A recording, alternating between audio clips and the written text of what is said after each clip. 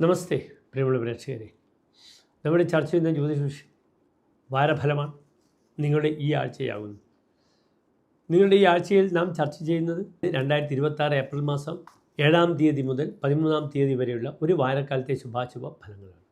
ഈ ആഴ്ചത്തെ വാരഫലം ചർച്ച ചെയ്യുമ്പോൾ ഗ്രഹങ്ങളുടെ സ്ഥിതി കൂടി പ്രിയമുള്ള പ്രേക്ഷകർ മനസ്സിലാക്കുക. ഇപ്പോൾ ഈ വാരത്തിൽ ശുക്രൻ മേടൻ രാശിയിലാണുള്ളത്, വ്യാഴം മിഥുനൻ രാശിയിലും, കേതു ചിങ്ങൻ രാശിയിലും, ചന്ദ്രൻ ധനുവിലും, 12-ാം ഭാവത്തിൽ സൂര്യനും ചൊവ്വയും ശനിയുമാണ് സ്ഥിതി ചെയ്യുന്നത്. ഓരോ രാശിക്കാർക്കും ഈ വാരഫലം, ഈ വാരക്കാലം ആഴ്ച എപ്രകാരമായിരിക്കുമെന്നാണ് നാം ചർച്ച ചെയ്യുന്നത്.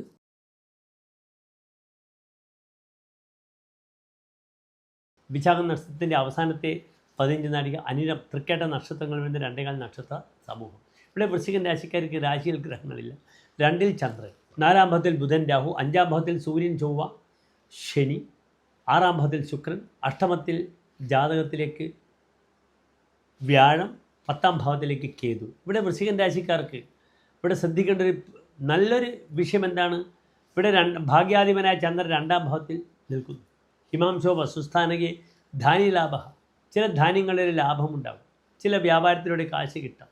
കാരണം ഇവിടെ ഭാഗ്യാധിപനായ ചന്ദ്രനെ ധനാധിപനായ വ്യാഴം അഷ്ടമത്തിൽ മറഞ്ഞു നിൽക്കുന്നുണ്ടെങ്കിലും ആ ഭാവത്തിലേക്ക് നോക്കുന്നുണ്ട്. എന്തെങ്കിലും ചില ഭാഗ്യ സംബന്ധമായ പ്രവർത്തനങ്ങളിലൊക്കെ വ്യാപരിക്കാം. ശരീരേതി സൗഖ്യം വിലാസംഗനാനാം, അങ്കനകൾ സ്ത്രീകളുടെ വിലാസത്തിന് പാത്രമാകും. കുടുംബേ രതിദായതേ തസ്യ തുച്ഛ, വശം ദർശന യാതി ദേവാംഗനാഭി, ദേവസ്ത്രീ പോലും തൻ്റെ അടുത്ത് വരും.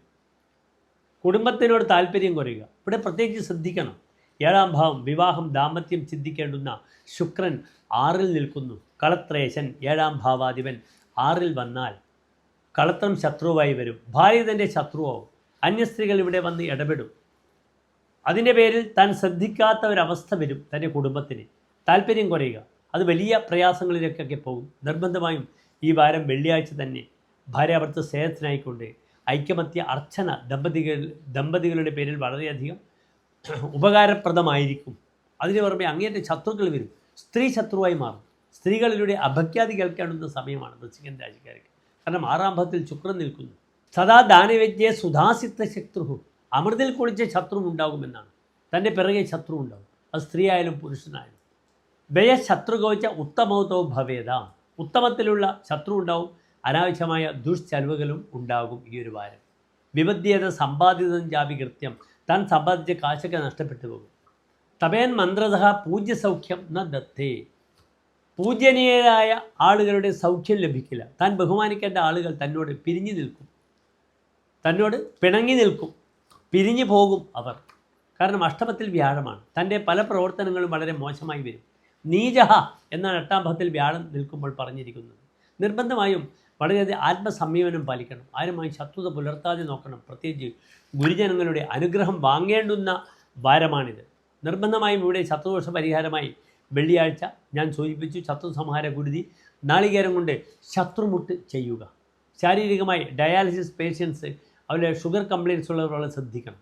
പെട്ടെന്ന് ഷുഗർ വർദ്ധിക്കുന്ന സമയമാണ്. മാനസിക പിരിമുറുക്കം ഏറ്റവും അധികം അനുഭവിക്കുന്ന രാശിയാകും ഈ വാരം വൃശ്ചികൻ രാശി എന്നറിയണം. അതിന് പുറമെ ശാരീരികമായി സ്റ്റൊമക്കൽ ഡിസോർഡേഴ്സ് വന്ന് അൾസർ അല്ലെങ്കിൽ ഉദര സംബന്ധമായ രോഗങ്ങൾ വളരെയധികം ശ്രദ്ധിക്കണം. നിർബന്ധമായും ഇവിടെ മന്ത്രപതിയായ ഗ്രഹം വ്യാഴമാണ്, അല്ലെങ്കിൽ സന്താനപതിയായ വ്യാഴം അഷ്ടമത്തിൽ നിൽക്കുന്നു. സന്താനങ്ങൾക്ക് അശ്രേയസ് ഉണ്ടാകും. സന്താനങ്ങൾക്ക് ക്ലേശങ്ങളും പ്രയാസങ്ങളും ഉണ്ടാകുന്ന വാരമാണ്. വളരെ ശ്രദ്ധിക്കുക. 10-11 വയസ്സിന് താഴെയുള്ള കുട്ടികളുടെ പേരിൽ എന്ത് ചെയ്യണം? കർഗഹോമം ചെയ്യണം. 12 വയസ്സിന് മുകളിലുള്ള മക്കളുടെ പേരിൽ ഉണ്ടെങ്കിൽ അവരുടെ പേരിൽ, എല്ലാവരുടെയും പേരിൽ മൃത്യുഞ്ജയ അർച്ചന ചെയ്യുന്നത് വളരെ ഉപകാരമായിരിക്കും. നമസ്തേ.